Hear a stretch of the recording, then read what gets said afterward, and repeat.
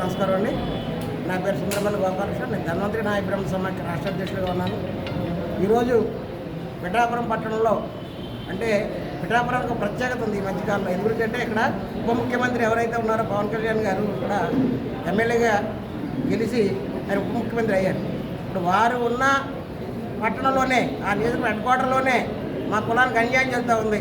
ఎందుకంటే మా వాళ్ళు ఇప్పుడు తరతరాలుగా మా నాయ బ్రాహ్మణ క్షౌరవృత్తి మీద ఆధారపడి ఇక్కడ మేము బ్రతుకుతూ ఉంటే ఈరోజు ఇక్కడ పవన్ కళ్యాణ్ గారు వచ్చారనే ఉద్దేశంతో ఇక్కడికి ఈ కార్పొరేట్ సంస్థలన్నీ వస్తారని చెప్పి మేము భావిస్తూ ఉన్నాము. కాబట్టి ఈ కార్పొరేట్ సంస్థలు ఏవైతే ఉన్నాయో అవన్నీ కూడా ఇక్కడ పెట్టడానికి వీల్లేదని చెప్పి మేము కరగండిగా చెప్తా ఉన్నాం. ఎందుకంటే అంటే అండి, ఇది వృత్తి, వ్యాపారం కాదు.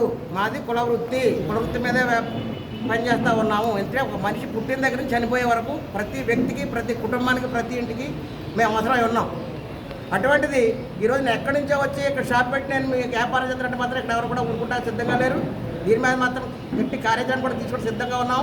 ఇప్పుడు మేము ప్రభుత్వానికి కూడా చెప్తా ఉన్నాం, విజ్ఞప్తి చేస్తూ ఉన్నాం. ఎందుకంటే ఏంటంటే మేము ప్రతి వ్యక్తికి పుట్టిన దగ్గర నుంచి చనిపోయే వరకు ప్రతి కార్యక్రమానికి నాయ బ్రాహ్మణుడు ముందు ఉంటాడు. నాయ బ్రాహ్మణులు లేనిదే ఎవరింట్లోనూ ఏ కార్యక్రమం జరగదు. అలాగే దేవాలయాల్లో కూడా నాయ బ్రాహ్మణుడు ముందు ఉంటాడు. ఇవాళ హిందూ ధర్మాన్ని కాపాడుతూ ప్రజల యొక్క ఆరోగ్యాన్ని కాపాడుతూ ప్రజలు మంచిగా మనం తయారు చేస్తూ ఉన్నామంటే అది ఒక నాయ బ్రాహ్మణులే సాధ్యమవుతుంది. అటువంటి దాన్ని మేము ఎక్కడి నుంచే వస్తామో మేము గద్దలో తన్నుపోతాం అంటే మాత్రం ఎవరు ఊరుకునే పరిస్థితి లేదు.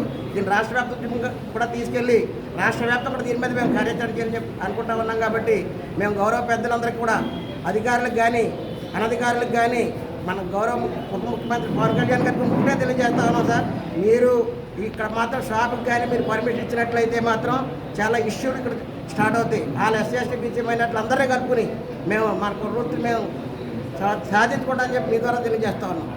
ఎందుకంటే అండి, ప్రతి దేవాలయంలో కూడా మేము ఉన్నాం. ప్రతి ఇంట్లోనూ పుట్టిన దగ్గర నుంచి చనిపోయే వరకు మేము పనిచేస్తూ ఉన్నాం. ఆడెవడ వచ్చి అక్కడికి ఏదో ఫ్రాంచైజీ ఇస్తానో నేను తీసుకున్నట్టే మాత్రం కుదరదు. దాన్ని మేము గట్టిగా చెప్తా ఉన్నాం. దీన్ని మాత్రం ఏమాత్రం ఉల్లంఘించినా మాత్రం చాలా తీవ్రంగా చర్యలు ఉంటాయని చెప్పి మీ ద్వారా తెలియజేస్తాం. Thank you.